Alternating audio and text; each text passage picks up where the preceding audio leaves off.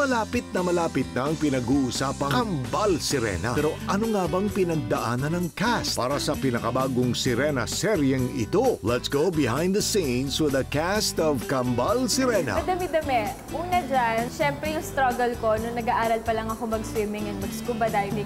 Subalit na-disappoint ako. Akala ko, nung kinakast ako ay isang sa mga sirena.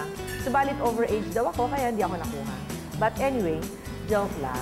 I can say it's a more mature role. The previous roles na binigay sa akin, medyo bata pa eh. Ngayon, hindi. You're gonna portray as a, woman na talaga. Masaya siya.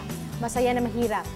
Very hard to act in the water. Parang na-excite ako. Ibang excitement yung naramdaman ko dahil alam ko, shock na mag-i-enjoy yung mga anak ko kapag pinanood nila to. Kaya wag pauhuli, tutok na sa Kambal Sirena. Simula ngayong Lunes, pagkatapos ng 24 oras sa GMA Telebabad.